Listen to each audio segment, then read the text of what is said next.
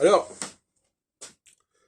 si on regarde mes vidéos, il peut y avoir certaines contradictions qui sont liées au fait justement que la recherche est vouée à faire un certain nombre d'hypothèses qui sont infirmées non pas forcément par les événements, mais par la réflexion théorique elle-même.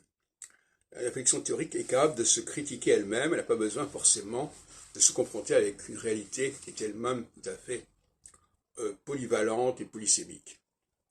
Alors la question qui s'est posée récemment, dont j'ai traité, c'était la question de quelles sont les périodes où une société est plus centrée sur sa diversité, ou au contraire plus vouée à s'entendre et à se combiner et à se brasser. Alors sur ce point, si on écoute mes vidéos successives, il est possible qu'il y ait eu un certain flottement théorique et pratique. Aujourd'hui, je répète ce que je pense aujourd'hui. Aujourd'hui, pour moi, la phase solsticiale dans laquelle nous sommes actuellement est une phase de brassage. C'est-à-dire c'est une phase où l'on fait abstraction des différences. Cela dit, nous avons eu dans les années 50, bon 54-57, une période de construction de la communauté européenne en phase équinoxiale. Alors cette phase équinoxiale, qu'est-ce qu'elle peut signifier? Voyez-vous? Donc voyez-vous, c'est pas si simple de porter un diagnostic sur ces situations. Pas du tout. Et ça dépend du modèle utilisé. Et malheureusement, selon le modèle, on voit les choses différemment.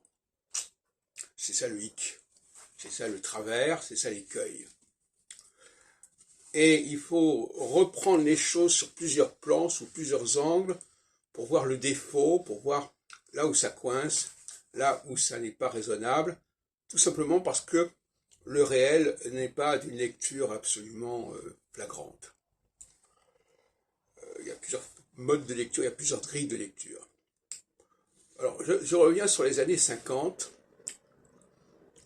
qui ont été des années de construction européenne.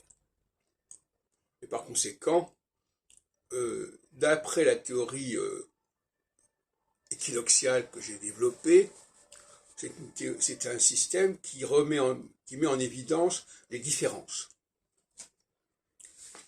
Alors, certains diront, ben non, justement, la communauté européenne, c'est plutôt le dépassement des différences.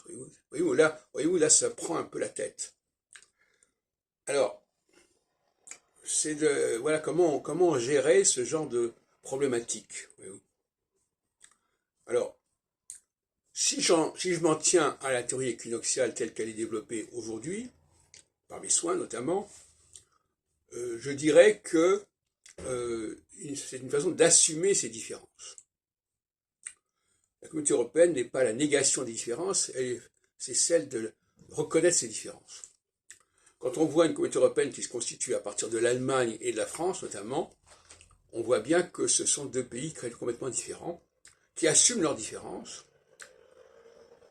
Est-ce qu'ils les dépassent? C'est toute la question. Est-ce que ça implique un brassage? Pas forcément.